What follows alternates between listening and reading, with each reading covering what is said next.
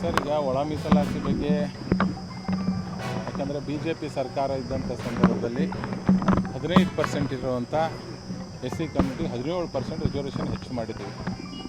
ST ಸಮಾಜದ ಬಹುದಿನದ ಕನಸು, ಭಾಳ ದಿನದ ಹೋರಾಟ ಇತ್ತು. 3% ಇದ್ದಿದ್ದು 7.5% ಮಾಡಬೇಕನ್ನೋದು, ಅದು 7% ಮಾಡಿದ್ದೀವಿ.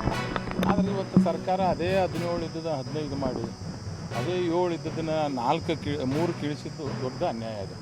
ಯಾಕಂದ್ರೆ ಎಲ್ಲ ಕಡೆ ಹೇಳ್ತಾರೆ ಕಾಂಗ್ರೆಸ್ ಪಕ್ಷ ಅಂತಂದರೆ, ಕಾಂಗ್ರೆಸ್ ಸರ್ಕಾರ ಅಂದ್ರೆ ಹಿಂದುಳಿದವರದ್ದು, ದಲಿತರ, ಅಲ್ಪಸಂಖ್ಯಾತ ಪಕ್ಷ ಅಂತ ಹೇಳ್ತಾರೆ. ಮತ್ತು ಹಿಂದುಳಿದ ದಲಿತರಿಗೆ ನೀವೇನು ಒಳ್ಳೇದು ಮಾಡಿದ್ರಿ?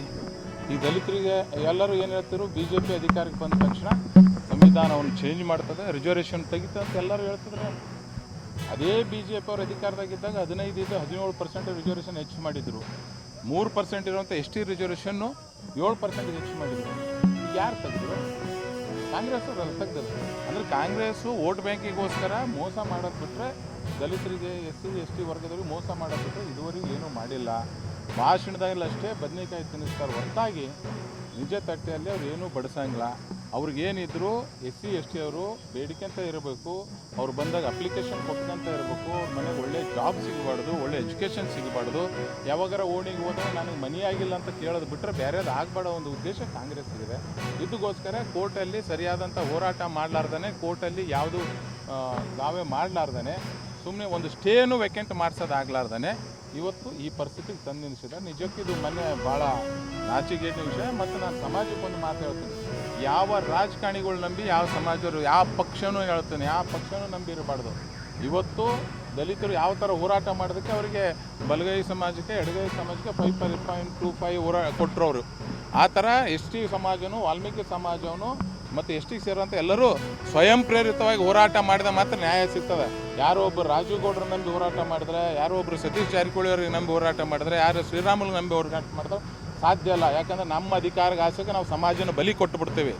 ಸಮಾಜ ಉದ್ಧಾರ ಆಗಬೇಕು, ಸಮಾಜ ಹೇಳಿಗೆ ಆಗಬೇಕು, ಯುವಕರು ಎಲ್ಲರೂ ಜಾಗೃತ ಆಗಬೇಕಂತ ಯುವಕರು ಹೋರಾಟ ಮಾಡಿದಾಗ ಮಾತ್ರ ನಮ್ಗೆ ನ್ಯಾಯ ಸಿಗ್ತದೆ. ಇದು ದೊಡ್ಡ ವಾಲ್ಮೀಕಿ ಸಮಾಜಕ್ಕೆ, ST ವರ್ಗಕ್ಕೆ ದೊಡ್ಡ ಅನ್ಯಾಯ ಆಗಿದೆ. ಈ ಅನ್ಯಾಯದ ವಿರುದ್ಧ ಜನರು ಸಿಡಿದೇಳಂಥ ಒಂದು ಕೆಲಸ ಬರುವಂಥ ದಿನದಲ್ಲಿ ಮಾಡ್ತಾರೆ.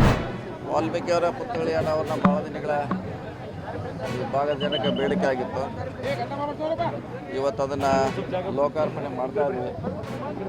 ಅದೊಂದು ಆ ಸಮುದಾಯಕ್ಕೆ ಒಂದು ಹೆಮ್ಮೆಯ ವಿಷಯ. ಭಾಳ ದಿನಗಳ ಬೇಡಿಕೆ ಕೂಡ ಇತ್ತು ಅವ್ರದ್ದು, ಹಾವೇರಿಯಲ್ಲಿ ಒಂದು ಮೂರ್ತಿ ಆಗಬೇಕಂತ. ಸೊ ಅದನ್ನು ಲೋಕಾರ್ಪಣೆ ಮಾಡಲಿಕ್ಕೆ ಸ್ವಾಮೀಜಿಯವರು ಈ ಥರ ನಮ್ಮ ಶಾಸಕರೆಲ್ಲ ಕೂಡಿ ಬಂದಿದ್ದು ಅಷ್ಟೇ. ಇವತ್ತಿನ ಕಾರ್ಯಕ್ರಮದ ಉದ್ದೇಶ ಅಷ್ಟೇ. ಸರ್, ಜಾತಿಗಣಿತ ರಿಪೋರ್ಟ್ ಇನ್ನೂ ಕೂಡ ಮಂಡನೆ ಆಗಿಲ್ಲ ಸರ್ ಸರ್ಕಾರದಲ್ಲಿ. ಯಾವುದು ಇನ್ನೂ ಸ್ಟಾರ್ಟ್ ಆಗಿರಲಿಲ್ಲ, ಅದು ಇನ್ನೂ ಅದು ಪೂರ್ಣ ಪ್ರಮಾಣದಲ್ಲಿ ಆಗಿಲ್ಲ, ಮಾಡ್ತಿದ್ದಾರೆ, ವಿಳಂಬ ಆಗಿದೆ. ನಮ್ಮದೇ ಇನ್ನೂ ಆಗಿಲ್ಲ, ಪೂರ್ಣ ಪ್ರಮಾಣದಲ್ಲಿ ಇನ್ನೂ ಮಾಡಲಿಕ್ಕೆ ಆಗಿಲ್ಲ. ಇನ್ನೂ ಬಹುಶಃ ಟೈಮ್ ಆಗ್ಬೋದು. ಸರ್, ಈಗ ಹಂಚಿಕೆ ಆಗಿರೋದ್ರಲ್ಲಿ ಅಲೆಮಾರಿಗಳಿಗೆ ಅನ್ಯಾಯ ಆಗಿದೆ ಅಂತ ಒಂದು ಅದರಲ್ಲಿ ಅವ್ರಿಗೆ ರಿಸರ್ವ್ ಇದೆ. 4.5 ಅವ್ರು ಸಪ್ರೇಟಾಗಿ ರಿಸರ್ವ್ ಅದರಲ್ಲಿ ಅವ್ರ ರಿಸರ್ವ್ ಇದೆ. 4.5 ಏನೋ ಇದೆ ಅಲೆಮಾರಿಗಳಿಗೆ. ಅದರಲ್ಲಿ 20% ಮೀಸಲಾತಿ, ಅಂದರೆ ಅದರಲ್ಲಿ ರಿಸರ್ವ್ ಇದೆ ಇಂಟರ್ನಲ್. ಸೊ ಹೀಗಾಗಿ ಅವ್ರು ಆತಂಕ ಪಡುವಂಥದ್ದು ಏನು ಅವಶ್ಯಕತೆ ಇಲ್ಲ. ಹಿಂದೆ BJP ಸರ್ಕಾರ ಇದ್ದಾಗ ಸುಮಾರು 5 ಜಾತಿಗಳಿಗೆ ಮಾತ್ರ ಮೀಸಲಾತಿ ಕೊಟ್ಟಿದ್ದು ಸರ್. ನೀವು ಅದರಲ್ಲಿ 63 ಜಾತಿಗಳಿಗೆ ಮೀಸಲಾತಿಯನ್ನು ಕೊಟ್ಟಿದ್ದೀರಿ. ಅಲೆಮಾರಿಗಳು ಸೇರಿದಂತೆ ಅದ್ರ ಬಗ್ಗೆ ನಿಮ್ಮದೊಂದು ನಿಮ್ಮ ಪ್ರಕಾರ ಒಂದು ಯಾವ್ದಾರ ಅದಕ್ಕೊಂದು ಸಮಿತಿ ನೇಮಿಸ್ಬೇಕಾಯ್ತು. ಈಗ ನೀವು ಏನು ಅಂತೂ ನಮಗೂ ತಿಳಿತಾ ಇಲ್ಲ.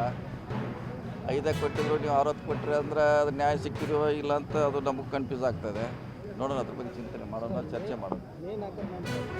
ಇಲ್ಲ, ಅದ್ರ ಬಗ್ಗೆ ಇಲ್ಲ, ಸಾಕಿಲ್ಲ. ಕ್ಯಾಬಿನೆಟ್ ಎಲ್ಲ ಊರಲ್ಲಿ ಹೇಳಿ ನಾವು ಎಲ್ಲ ಒಂದೇ ಕ್ಯಾಬಿನೆಟ್ ಒಂದೇ, 4 ತಾರೀಕು ಒಂದೇ, ಅದು ನೋಡೋಣ. ಸರ್, ಈಗ ಮೊನ್ನೆ ಹೇಳಿಕೆ ಕೊಟ್ಟಿದ್ರು ಸರ್ ಸಿದ್ದರಾಮಯ್ಯನವ್ರ ಬಗ್ಗೆ. ಕೆಲವೊಂದು ಕಡೆ ಸಿದ್ದರಾಮಯ್ಯವರು ಭಾಳಷ್ಟು ಅಸಹಾಯಕತೆ ಆಗಿದ್ದಾರೆ. ಇಲ್ಲ, ನಾ ಏನು ಕೊಟ್ಟಿಲ್ಲ, ಅದು ಬೇರೆಯವ್ರು ಕೊಟ್ಟಿದ್ದಾರೆ.